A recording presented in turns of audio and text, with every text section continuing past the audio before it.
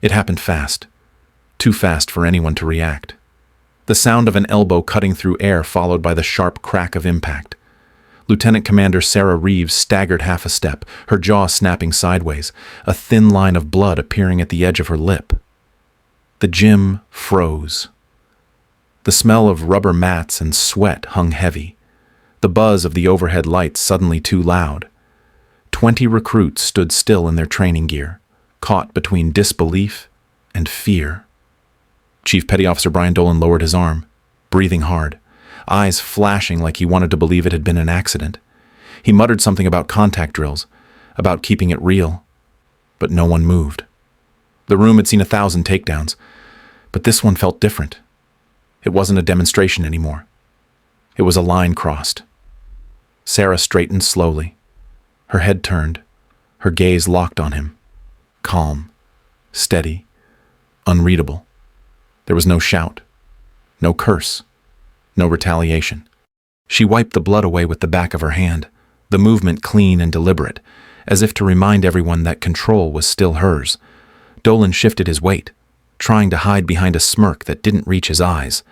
A few recruits looked at each other, waiting for something to happen, waiting for the explosion that never came.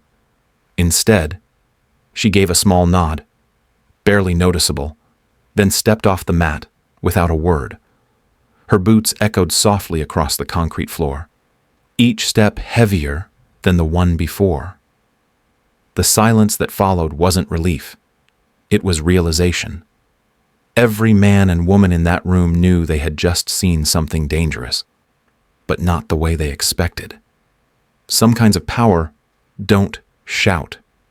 They just stand back up, wipe the blood, and walk away.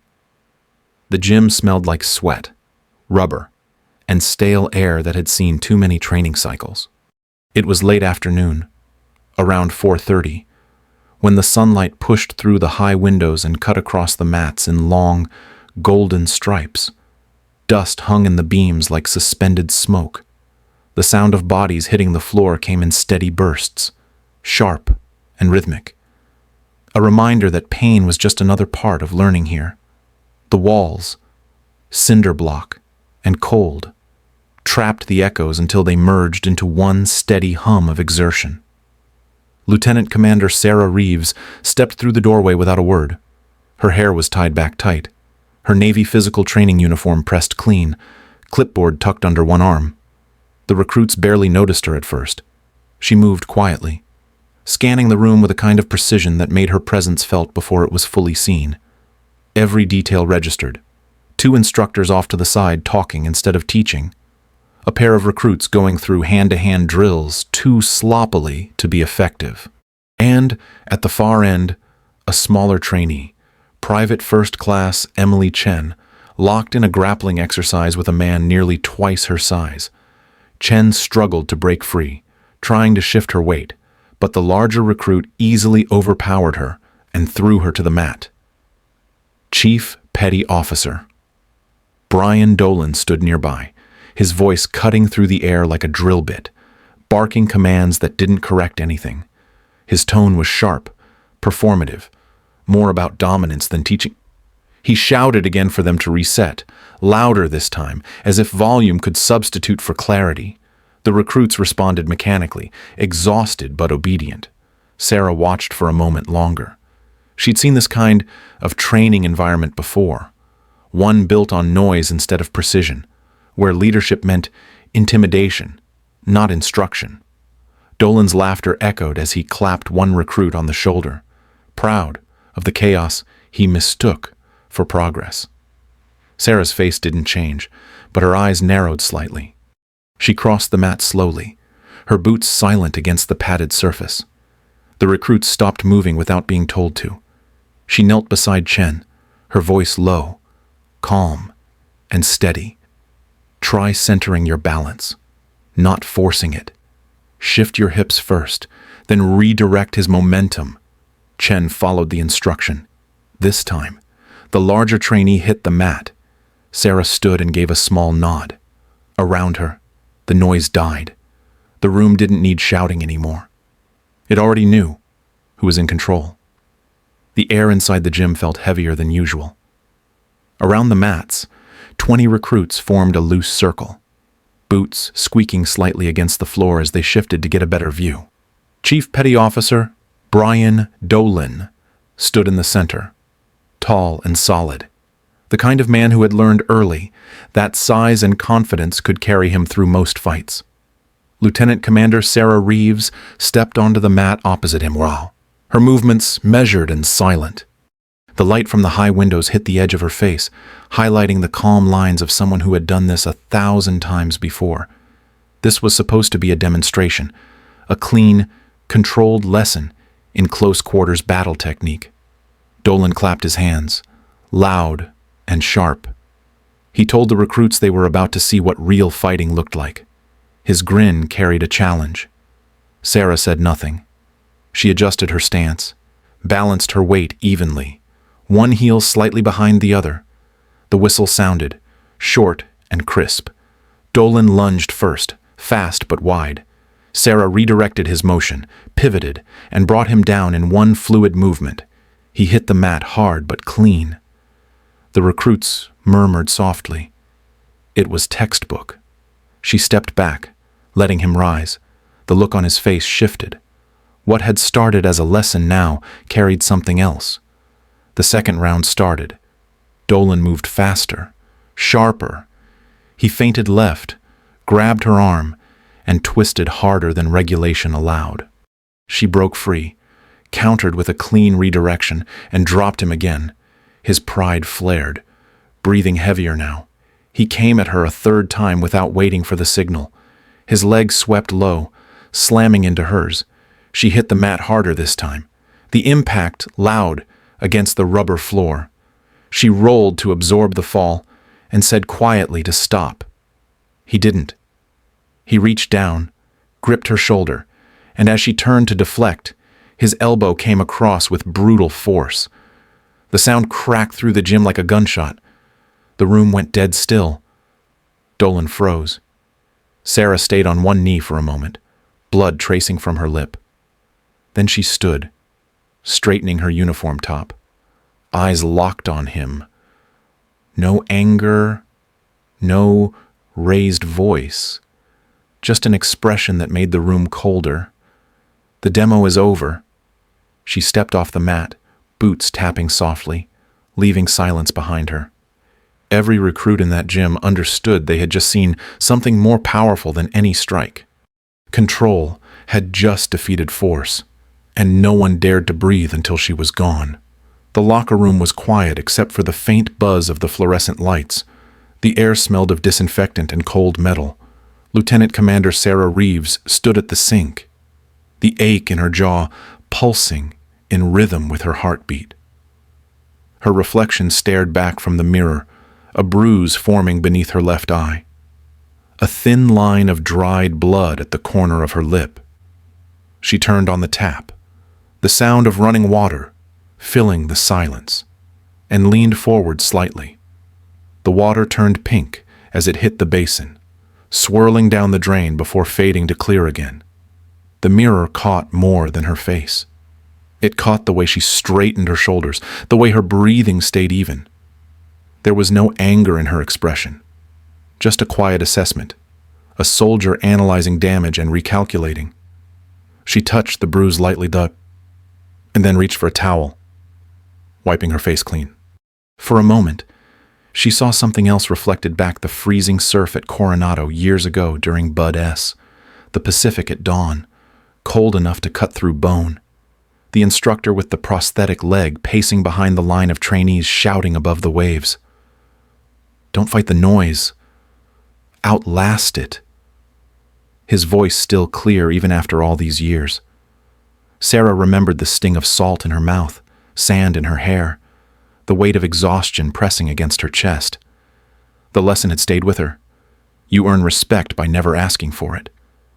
She closed her eyes, letting the hum of the lights fill the space where anger might have been. Paperwork would fix nothing. Complaints would vanish in files. Culture didn't shift with forms. It shifted with example. Her locker door creaked open. Inside sat a folded towel, a clean uniform, and a black binder labeled Phase 4, CQB Evaluation Manual. She flipped it open to the section titled Instructor Reflex Test, Blindfolded Contact Response. Her eyes scanned the page. The text, clinical and exact. Reaction control, precision under pressure. No ego. No noise. Exactly what she needed. Her phone buzzed against the metal bench. A message from her sister in Sacramento asking how her knee was holding up. Sarah typed back one word. Good. Then she set the phone down and looked at her reflection one last time. Revenge was emotion. Emotion was noise. Control was the only language worth speaking. The clock on the office wall read 6:15 in the evening, though the light outside had already started to fade. Inside, the hum of fluorescent bulbs mixed with the muffled sounds of recruits finishing drills somewhere down the hall. Lieutenant Commander Sarah Reeves stood at attention across from Lieutenant Daniel Phelps's desk, her uniform neat, her posture unwavering. Phelps leaned back in his chair, hands folded, his expression careful. He was the kind of officer who measured everything by regulation and consequence. He cleared his throat before speaking. He had reviewed the report from the gym, the one that mentioned an unplanned escalation during a CQB demonstration.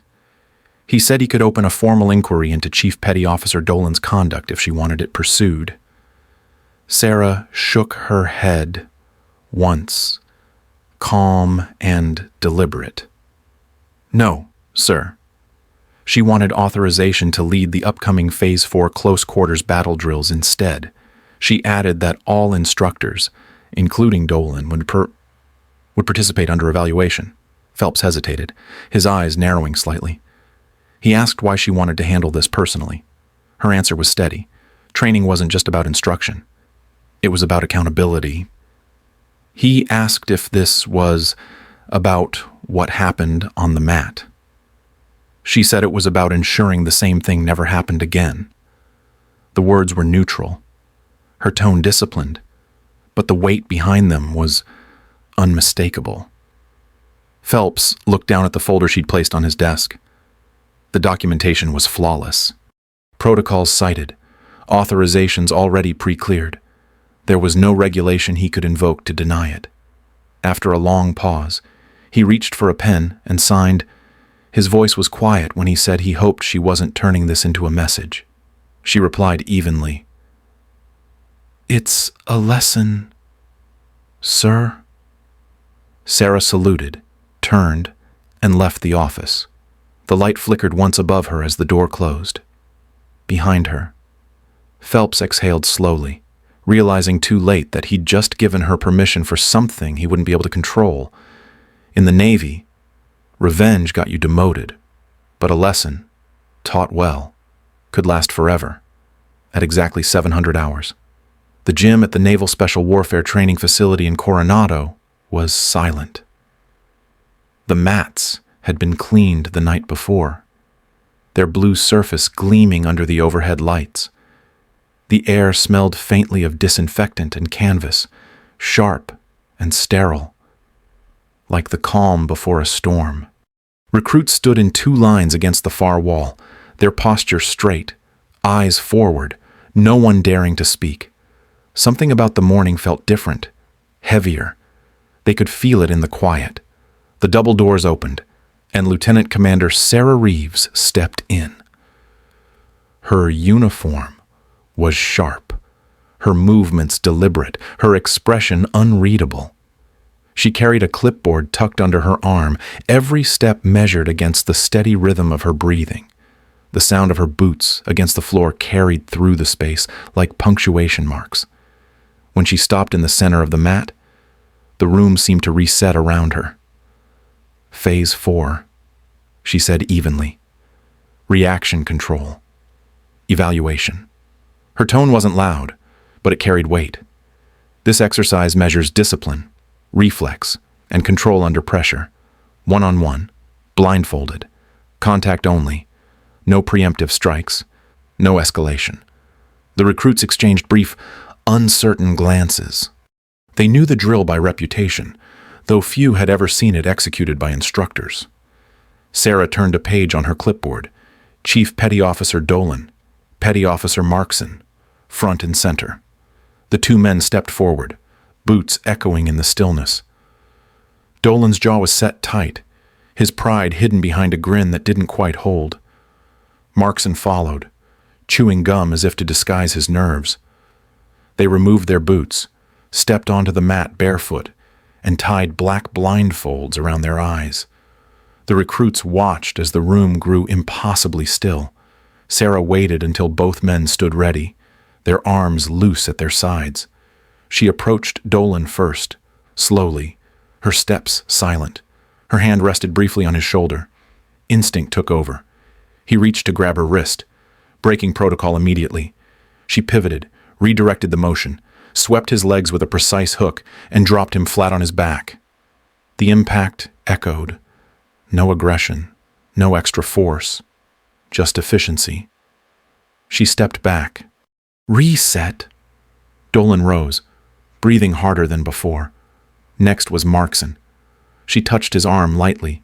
He flinched, swinging wide in reflex. Sarah rotated her hips, caught his wrist, and brought him down into a clean joint control, pinning him long enough to make the point. Then, releasing. Reset. Her voice remained steady. Round 2. The rhythm built from there. Contact, redirect, impact, silence. Each time they overreacted. She countered with calm precision. By the third round, sweat had begun to form on Dolan's neck. By the fourth, the recruits stopped whispering altogether. They were watching more than a fight. They were watching control embodied. Each move was a lesson in patience. Every step an example of measured authority. When the 5th round ended, Sarah stood in the center of the mat, her breathing even. Dolan and Markson knelt, exhausted, blindfolds damp with sweat. She removed them herself, folding the cloth neatly. The recruits stood frozen, waiting for her to speak. She looked around the room, her voice calm and final. Discipline means reacting when needed. Not before, not after. Silence filled the gym. It wasn't fear that held them still, but respect the kind that didn't need words to exist. At 8:15 that morning, the gym still smelled faintly of sweat and rubber mats. The recruits stood in perfect formation, their eyes locked on the mat where Lieutenant Commander Sarah Reeves stood in quiet control. The air was tense but calm. A stillness that came after mastery had been witnessed. Then the double doors burst open. Lieutenant Daniel Phelps strode in, uniform crisp, clipboard in hand, his face tight with restrained anger. His shoes clicked sharply across the floor, out of rhythm with the silence around him. He stopped at the edge of the mat. His tone clipped. He wanted to know what exactly she thought she was doing. She looked at him calmly, posture straight, hands behind her back. Running. Phase 4. Sir. Reaction control. Evaluation. He said she'd exceeded her authorization, that she'd turned a standard assessment into a spectacle. She didn't move. The open manual on the bench nearby showed the section header, Instructor Evaluation Procedures, signed by Phelps himself 3 months earlier. She pointed to it without speaking. He followed her gaze, jaw tightening as he recognized his own initials beside the approval stamp. You're turning protocol into theater, he said. She met his stare. No, sir. It's a lesson. For a moment, neither spoke. The recruits held their breath. Then Sarah reached down, picked up a regulation foam core training baton, and tossed it lightly toward him. Blindfold me, she said. Phelps caught it awkwardly, thrown off by her composure. He looked around the room, aware of every pair of eyes on him. She didn't blink. A trainee stepped forward and tied the blindfold across her eyes, not clean and centered. Sarah stood still, spine straight, hands relaxed at her sides. The gym seemed to shrink with silence. Phelps began to circle her slowly, baton gripped tight. He moved left, then right, feinting steps to test her reaction. She didn't move. Then, without warning, he swung. The baton sliced through air with a faint hiss. Sarah pivoted, weight shifting from one foot to the other, intercepting the sound rather than the motion. She caught his wrist, twisted his balance, disarmed him with precision, and pressed the soft end of the baton against his throat. The motion was fluid, surgical, and over before the recruits had time to process it. The room froze. Phelps stopped breathing. Sarah leaned in just enough for him to hear her words. Control is a contract. Sir, every strike signs it. Every reaction pays for it. From the doorway, a voice cut through the silence. Continue. Captain Robert Haynes stood there, arms folded, expression unreadable. Sarah released the baton, removed her blindfold, and faced the recruits once more. Her tone remained calm. Reset. The drill resumed. This wasn't theater. It was discipline in motion. Every person in that gym understood the difference. At 10:30 that morning, the review board convened inside a narrow conference room on the second floor of the Naval Special Warfare Training Facility. The air was cool, filtered through a vent that hummed steadily above the polished table. The walls were bare, painted in neutral gray, and the single overhead light cast sharp reflections off the lacquered surface. 4 officers sat in silence while the monitor on the wall replayed the same 10 seconds of footage. The slow-motion clip showed Chief Petty Officer Brian Dolan's elbow connecting with Lieutenant Commander Sarah Reeves's face during what had been listed as a controlled CQB demonstration. No one spoke as the sound of impact filled the room again. Captain Robert Haynes, the base commander, stood at the head of the table. His posture was straight, his presence steady. When he finally reached forward and pressed pause, the room seemed to stop breathing. He turned his gaze to Dolan. Do you consider that controlled contact? The words were even not raised, but they cut through the silence. Dolan swallowed hard before answering. He said it had been a mistake, that he'd been demonstrating realistic resistance. Haynes's tone didn't change when he responded. Lieutenant Commander Reeves had already called the demonstration to a stop before your strike. That isn't resistance. That's a failure of discipline. Dolan shifted uncomfortably. Petty Officer Markson sat beside him, eyes fixed on the table, his jaw tight. Haynes turned to Lieutenant Daniel Phelps. When was the last time either of these men completed their Phase 4 instructor evaluations? Phelps hesitated. He said he would need to check. Haynes cut him off before he could finish. I already did.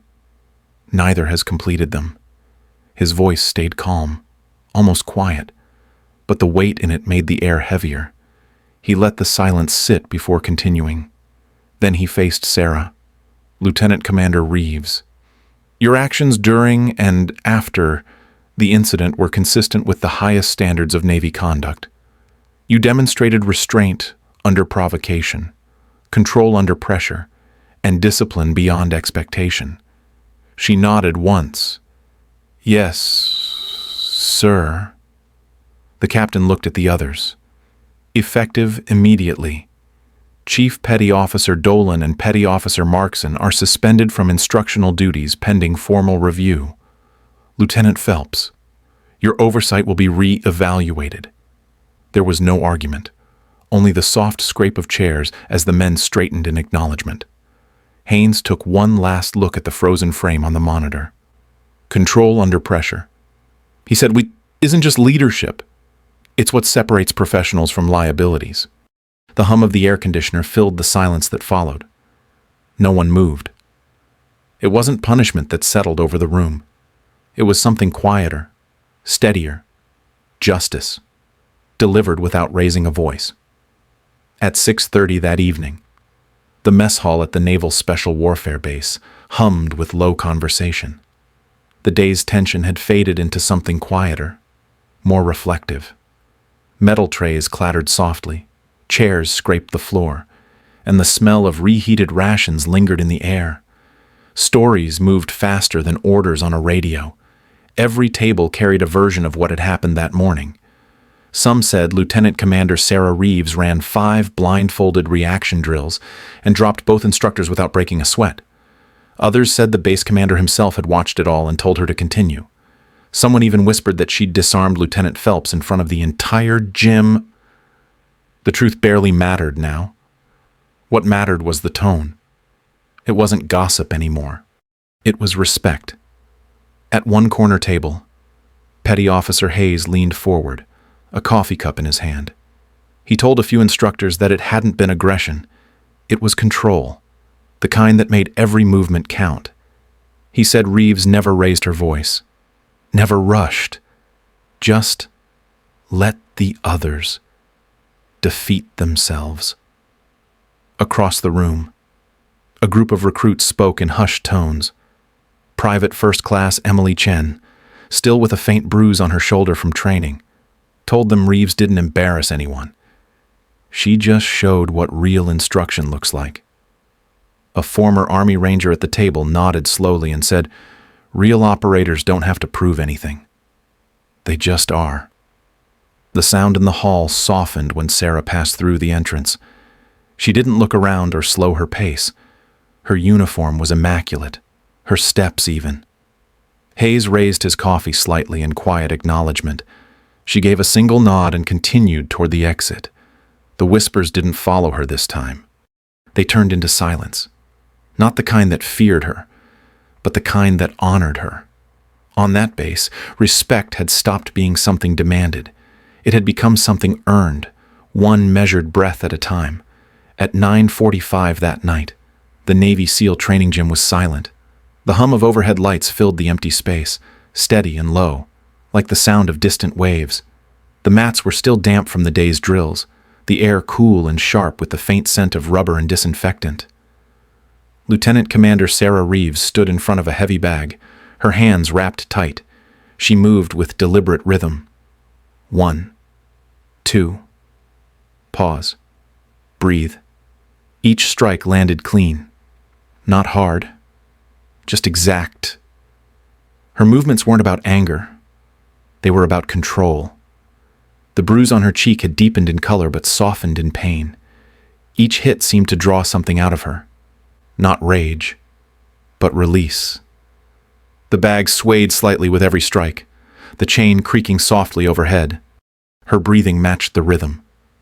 In, out, again. The door opened quietly. A young recruit stepped in, hesitant. The same one who had tied the blindfold that morning. She stopped a few steps away, posture straight, voice low. She said she wanted to thank her for showing everyone what strength really looks like. Sarah stopped, turned, her expression calm. "Strength isn't about fighting back," she said evenly. "It's about not breaking when they expect you to." The recruit nodded, once, her eyes steady, and left without another word. Sarah turned back to the bag. 1, 2, 3. The sound was softer now, more like breathing than impact. Her shadow moved across the mat, steady and centered. The bruise would fade. The lesson would not. The narrator's voice settles like the last note of a drumbeat. Would you have stayed calm like Sarah did? Would you have chosen control over reaction when everyone was watching real strength? Doesn't shout. It steadies. It waits. It endures. If this story reminded you that silence can be stronger than noise, share it with someone who needs to hear it. Because sometimes, the quietest person in the room is the one teaching the loudest lesson.